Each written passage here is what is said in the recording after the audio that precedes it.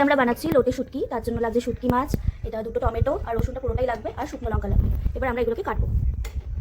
কীভাবে কাটতে হবে ভালো করে দেখে নিন। পিয়া বলতো, এটা মাথাগুলোকে কাটতে, মাথাগুলোকে আর এই পাখনাগুলোকে কেটে নিতে হবে। কেটে ছোট ছোট পিস করে এরকমভাবে টুকরো টুকরো করে কাটতে হবে। আমরা কিন্তু এটা বাটা করবো, শুটকির বাটা, লোটে শুটকির বাটা। আমি কাঁচা আগে ভালো করে ধুয়ে নেব। অনেক বালি থাকে তো শুটকি মাছে, এই বালিগুলোকে ছাড়িয়ে নিতে হবে এইভাবে লোগড়ে লোগড়ে ধুয়ে। এখন ভালো করে শুটকি মাছগুলোকে ধুয়ে নেওয়া হলো, যেগুলো কাটা হয়েছে। যে রসুনগুলো আমি ছাড়িয়ে নিচ্ছি, পুরো 1 কোয়া রসুনই লাগবে। এবার শুটকি মাছগুলো যেগুলো ধোয়া হয়েছিল সেটাকে সিদ্ধ বসানো হলো। অল্প হালকা একটু সিদ্ধ করে নেবো। এটা কি নুন দেওয়া হয়েছে? না, শুধু এমনি এমনি সিদ্ধ করা হচ্ছে, কোনো নুন বা হলুদ কিছু দেওয়া হয়নি। দেখো মাছগুলো হালকা ফুটে উঠেছে। খুব বেশি সিদ্ধ করা হবে না, কারণ এগুলো সরু সরু মাছ তো, তাহলে তাড়াতাড়ি গলে যাবে। হালকা একটু সিদ্ধ করা হচ্ছে, তো হয়ে গেছে। এবার আমরা সঙ্গে নিয়ে এটাকে পেস্ট করবো। মানে ইয়ে করতে হবে, ভালো করে ধুয়ে নিতে হবে। ধুয়ে নিয়ে আবার জলটা ছড়িয়ে দিলে, এত গন্ধ নাকতে কথা বলছি। মশলাগুলো বানাবো। শুকনো লঙ্কা, যে যেরকম ঝাল খাবে সেই পরিমাণে লঙ্কা দেবে। দেখি একসাথেই করবো। আর রসুন, পরে এর মধ্যে টমেটো কুচি অ্যাড করতে হবে।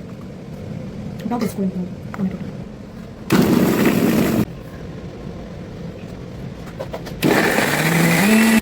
পেস্ট হয়ে গেল টমেটোটাও।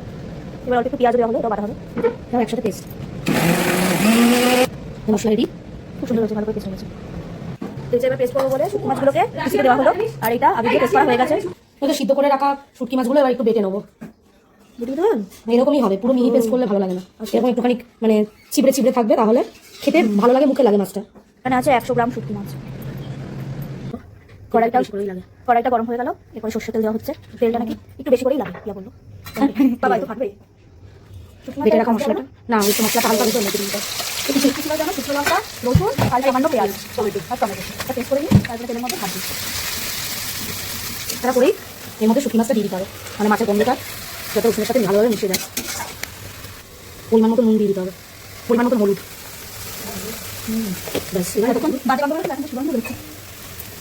আর কিচ্ছু দেবো না। এবার এটাকে ভাজা ভাজা করতে হবে, শুধু কড়াইতে 10-15 মিনিট ধরে এটাকে নাড়িয়ে নাড়িয়ে রান্না করে মশলাটা ভালো। এই দেখো শুটকি মাছের ওখান দিয়ে তেল বেরোচ্ছে, এখন আরো একটু শুকুবে। এটা এবার হয়ে গেছে, দেখুন তেল ছেড়ে দিয়েছে সুন্দর, এটা গন্ধ হয়ে গেছে একদম পারফেক্ট ভাবে আমাদের লইটটা শুটকি। তো এবার এটাকে নামিয়ে নেবো আমরা। সব করে দিলাম, নামিয়ে নেবো। লইট্টা শুটকি রেডি। 100 গ্রাম লইট্টা শুটকি রেডি। এরকমভাবে বাড়িতে বানিয়ে দেখুন, খুব টেস্টি লাগে। এটা শুটকি মাছ দিয়ে ভাত দিয়ে ভালো করে মেখে মেখে খাবো।